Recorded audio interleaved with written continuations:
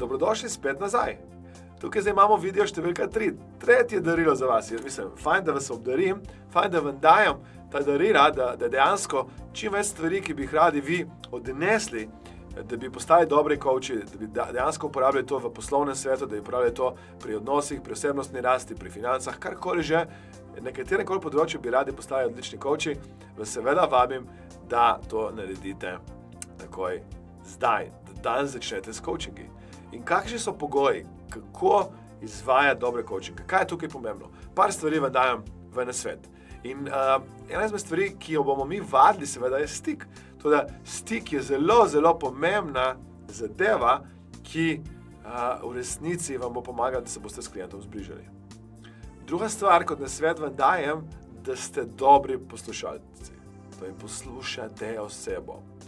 In poslušanje pomeni to, da vi se vmes ne že pripravljate na naslednje vprašanje, da vi že niste v tisti pozi, ko včasih boste videli coacha, ko recimo klient nekaj govori in ta coach začne že to vprašanje te pa moram vprašati, da hitro pridi sem, bla, bla, bla. In vaša naloga seveda je ta, da aktivno poslušate, da ste tukaj in zdaj prisotni. Dostikrat boste našli kakšne coache, ki coachajo preko Skypa, ko recimo kamere ni videti, oziroma ne dela kamera ali pa preko telefona in vmes še manj surfajo, vmes še manj nekaj delajo, ker oni tako govori. In boste videli, ko boste to počeli dosti časa, boste znali opaziti, kdaj je coach prisoten in kdaj je klient tisti, ko je sam v bistvu sabo, ker je coach nekje v drugem svetu. Tako da dajte biti dobri poslušalci, vzpostavite stik, dajte se usmeriti v celoti v tega klienta, ki je pred vami. Zdaj, eni imajo zelo radi, da so v nekih prostorih, ki so namenjeni za coachingu. Eni radi to počnejo nekje v naravi, na klopci, eni se radi sprehajajo. Eni radi to počnejo preko telefona, Skypa in tako dalje, kajti s tem lahko zajamete v svet.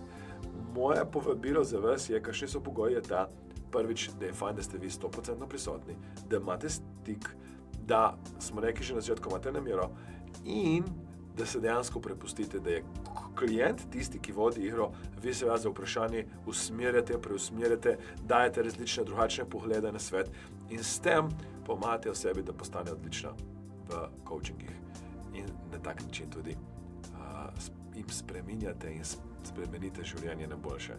Toda odlični pogoji so, seveda rabite mir, rabite nek focus time, da ste res prisotni in boste videli vsi tisti, ki bi radi v resnici coacheri in bi radi postali odlični na tem področju, seveda je to, dajte tukaj vaditi.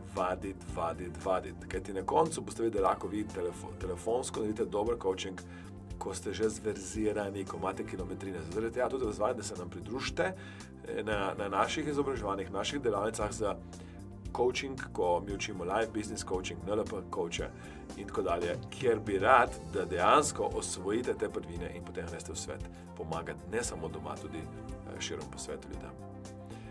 V tem posnetku bi rad še eno stvar poudaril in to je to, da eni imajo zelo radi neke efekte zraven. To je glasba, posebne stole, eni imajo zelo radi da dajo neke naloge, zapiske, delajo in tako dalje. Pazite samo to, da ne bojo vsi ti efekti, ki jih dajete zraven, ki so lahko včasih zelo koristni, motili ali vas, ali pa klienta. Kajti, če oseba posluša določeno glasbo in gre v negativno čustveno stanje, lahko to glasbo spremeni potem v sidro. Sidro pomeni to, da bo naslednjič, ko bo ta glasba prišla ven, ta ista emocija se je aktivirala samo od sebe. Tako da dajte biti pozorni na te stvari, vendar o teh stvarih bomo tudi govorili, ko bomo skupaj na naših coachingih, tisti, ki se nam boste pridružili, seveda na naših delavnicah. Jaz se vam zahvaljujem za ta video, da ste ga gledali, da ste bili z mano, da ste bili na tem področju prisotni in vas vabim, da si pogledate naslednji posnetek, ki je pa na temo, kako dobiti stranke, kako prodati svoje coaching storitve. Tako da jaz vas tukaj vabim, da ste spet z mano. Hvala lepa, ker ste me tokrat zdaj poslušali in se vidimo v naslednjem darilcu, v naslednjem brezplačnem posnetku, ko vas bom seveda spodbujal k temu, kako dobiti stranke in kako na nek način uspeti v tem poslu.